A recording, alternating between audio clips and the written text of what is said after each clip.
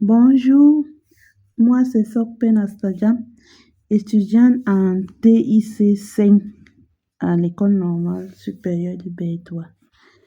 Je vais vous parler de la norme I3E830. Qu'entend-on par I3E830? La norme I3E830 recommande une structure en 3 chapitres principaux pour organiser la spécification d'exigences de logiciels.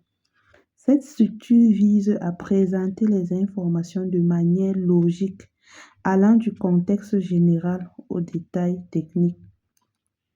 Parlant de l'introduction, ce chapitre établit le cadre du document et du produit. Il répond aux questions: pourquoi ce document existe-t-il et pour qui?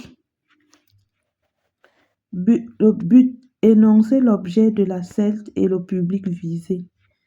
Portée, identifie le produit logiciel, ses objectifs de haut niveau et précise clairement ce qu'il fera et ce qu'il ne fera pas. Définition, acronyme et référence. Fournit le glossaire et la liste des documents associés nécessaires pour comprendre le reste de la spécification. La description générale de ce chapitre. Ce chapitre donne une vue d'ensemble du produit et de son environnement dans le système global. Il se concentre sur le contexte sans détailler les exigences elles-mêmes. Perspective du produit.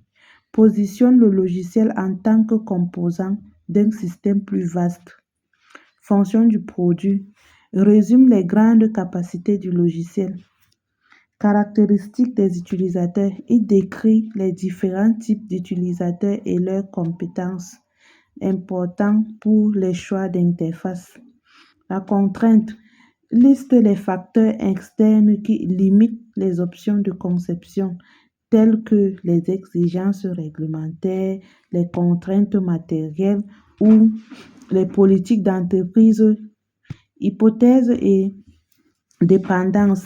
Il identifie les facteurs externes qui, s'ils changent, pourraient avoir un impact sur la validité des exigences. Parlant des exigences spécifiques, c'est la section la plus critique et détaillée de la CEL. Elle contient toutes les exigences qui doivent être satisfaites par le développeur et vérifiées par le testeur. L'exigence des interfaces externes. Elle détaille l'interaction du logiciel avec son environnement.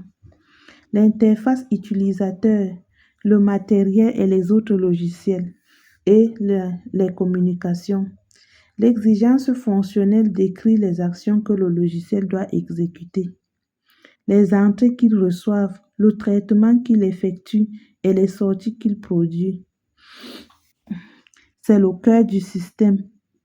L'exigence de performance spécifie les exigences mesurables comme la vitesse, le temps de réponse ou la capacité de débit.